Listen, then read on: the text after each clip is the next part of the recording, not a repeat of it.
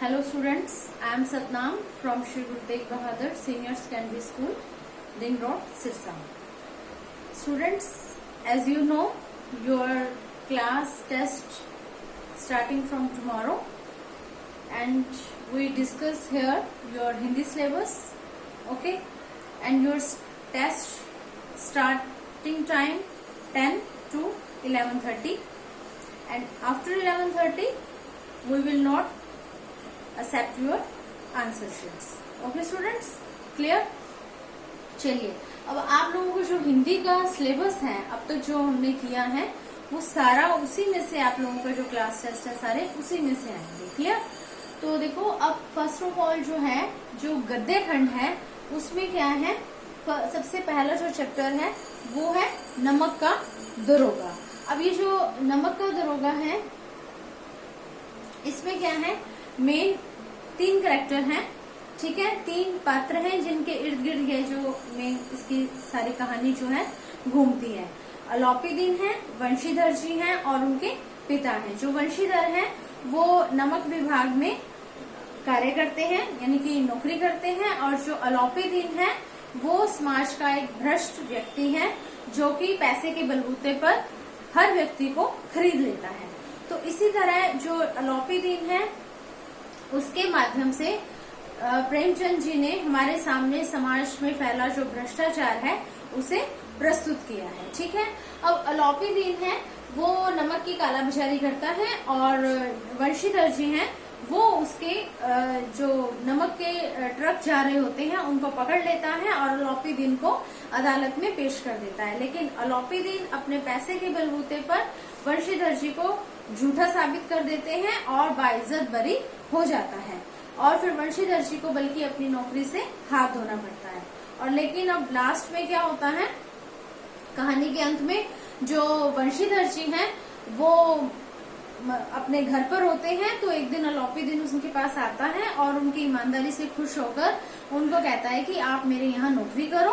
और फिर दूसरी तरफ जो वंशीधर जी हैं वो अपने पिता के कहने पर और कुछ अपने घर की परिस्थितियों को देखते हुए उसके वहाँ नौकरी करना स्वीकार कर लेते हैं. ठीक है, तो ये इस मतलब स्टोरी से इसका मैसेज क्या हुआ स्टोरी का, कि जो समाज में आज भी, हमारे समाज में जो भ्रष्टाचार है वो बहुत बुरी तरह फैला हुआ है. पैसे के दम पर लोग कुछ भी कर लेते हैं. ठीक है, नेक्स्ट स्टोरी जो है वो है मियां नसीरुद्दीन की. अब जो मियां नसीरुद्दीन है वो क्या है, ये जो कहानी है वो कृष्णा सोबती जी द्वारा रची गई है. हम ये कह सकते हैं कि ये उनका खुद का एक अनुभव है इसमें. ठीक है, अब जो इसमें लेखिका है वो शाम के समय अपना लेखन कार्य छोड़कर बाहर घूमने जाती है और उसकी नजर, जब वो बाजार में आई होती है तो उसकी नजर एक दुकान पर पड़ती है जो कि मियां की दुकान है. और जो मियां है वो वहाँ पर नान बाई का काम करते हैं, यानी कि वहाँ वो रोटी बनाने का काम करते हैं. उनकी खुद की दुकान है. और बस इतना ही इसमें दिया गया है कि जो लेखिका है और मियां है उनके बीच में वार्तालाप होता है, और जो मियां है वो अपने और अपने वंशजों की वहाँ पर खूब तारीफ करते हैं कि हमने बड़े बड़े राजाओं के यहाँ नान बाई का काम किया हुआ है. ठीक है, बस इस कहानी जो पूरा ये जो अनुभव है इसमें लेखिका ने अपना नसीरुद्दीन के साथ उनकी क्या बातचीत होती है, क्या वो बताते हैं अपने बारे में, वो सारा उसने इसमें अपना अनुभव लिखा है और बताया है हमें. ठीक है, नेक्स्ट जो है गलता लोहा. अब जो गलता लोहा है वो मोहन और उसके पिता वंशीधर के बीच की है. जो वंशीधर है वो मोहन को यानी अपने बेटे को शहर में पढ़ने के लिए भेजना चाहते हैं और एक अच्छा इंसान बनाकर उसे सरकारी नौकरी दिलवाना चाहते हैं.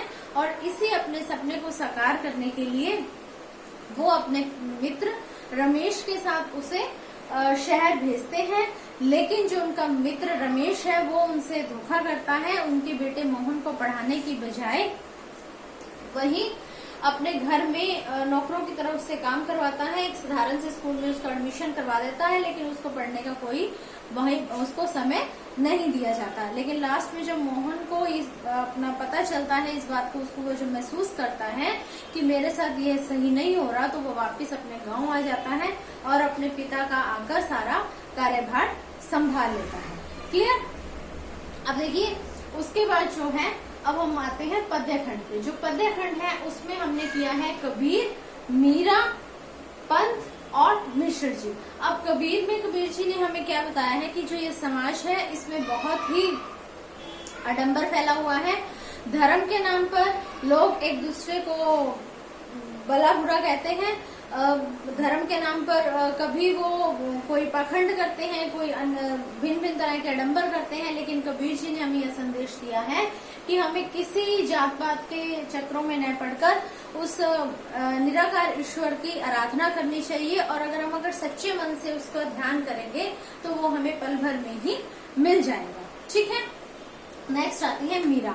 मीरा जैसे कि आप सब लोग जानते हैं वो कृष्ण की भक्त मानी गई है, बहुत बड़ी, और वो उसने अपना सारा समाज परिवार छोड़कर वो साधुओं की टोली में चली गई थी और वहीं पर भजन कीर्तन करती थी और कहती थी कि मैं तो कृष्ण की दीवानी हूँ। ठीक है। नेक्स्ट है सुमित्रा नंदन पंत जी द्वारा रचित वे आंखें कविता। अब जो वे आंखें कविता है उसमें पंत जी ने जो भारतीय किसान है उसकी दुर्दशा का चित्रण किया है कि किस प्रकार जो महाजन वर्ग है और जमींदार है वो उस पर अत्याचार करता है, और इसी अत्याचार के कारण वो उससे जो अपनी लगान वसूल करने के कारण उसके खेत ले लेते हैं, और जिसके कारण उसका घर की जो दशा है वो काफी मार्मिक हो जाती है।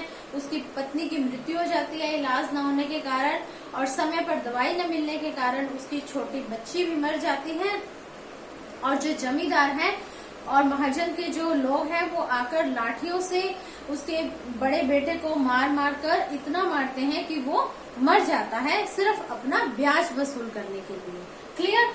और लास्ट में दिखाया है कि किसान और उसकी बहू ही घर पर रह जाते हैं, और एक दिन जो उस गांव का कोतवाल है वो उसकी बहू को गलत विचारधारा से बुलाता है, तो इस बात को उसकी बहू सहन नहीं कर पाती और वो जाकर कुएं में छलांग लगा देती है।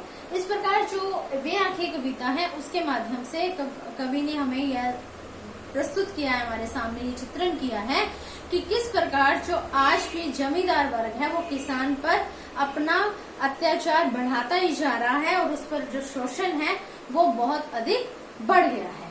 ठीक है। नेक्स्ट है भवानी प्रसाद मिश्र जी द्वारा रचित घर की याद कविता है, जिसमें जो कवि है वो जेल में बंद है और बाहर बरसात हो रही है, और इसमें जो सावन है वो बरस रहा है, सावन का महीना है, सावन के महीने में बरसात हो रही है और वो बरसात से बातें कर रहा है और वो बार बार बता रहा है कि तू मेरे घर भी जाकर इसी तरह बरस ताकि मेरे घर के भी खुश हो, और तू उसे वो सावन को एक संदेश वाहक के रूप में यहाँ लेता है और उससे कहता है कि घर जाकर तुम मेरे माता पिता से मेरी यहाँ की कोई भी खबर मत देना, यानी कि मैं यहाँ दुखी हूँ ऐसा उनसे मत कहना, सिर्फ यही कहना कि मैं यहाँ अच्छे से रह रहा हूँ। ठीक है। अब हम बात करते हैं व्याकरण की। जो व्याकरण है उसमें हमने समाचार, रिपोर्ट और फीचर 3 टॉपिक किए हैं। जो समाचार है, समाचार यानी कि न्यूज, न्यूज जो वर्ड है वो किससे बना है? न्यूज शब्द से। न्यूज शब्द यानी कि कुछ नया। अब समाज में जो कुछ नया घटित हो रहा है वो क्या कहलाता है? समाचार यानी कि न्यूज कहलाती है वो।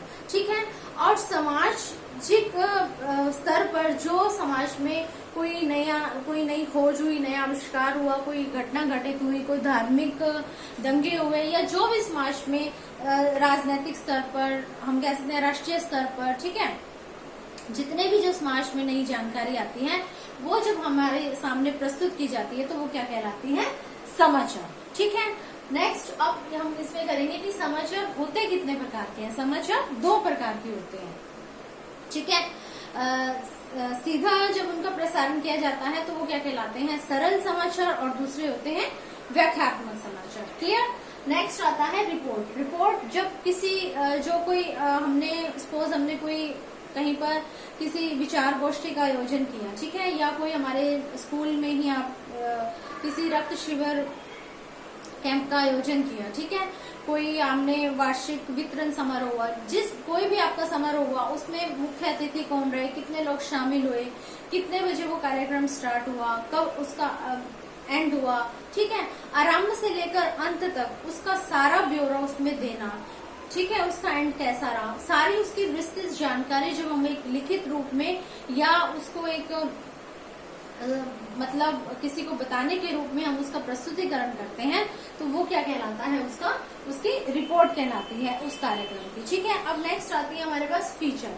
फीचर क्या होता है, किसी भी विषय पर अपने विचारों का प्रस्तुतिकरण। ठीक है, वो विषय आपका कोई सामाजिक भी हो सकता है, राजनीतिक भी हो सकता है, या फिर आप किसी उसको हम कह सकते हैं कोई महान व्यक्ति या नेता भी उस पर आप अपने लेकर उस महान व्यक्ति पर भी अपने विचार दे सकते हैं। ठीक है, तो अब इस तरह हमारे हमने ग्रामर में तीनों टॉपिक किए हैं, और जो रीडर है उसके सारे चैप्टर और प्लस आपकी पोएट्री और ग्रामर, ये सारा आपने क्लास टेस्ट में इसी में से सारा सिलेबस जो ये आपका है, सारे क्लास टेस्ट इसी में से बने हुए हैं, और आपने उसको अच्छे से रीड करके अच्छे से ऑनेस्टी से टेस्ट देना है। ओके स्टूडेंट्स, थैंक यू बच्चे।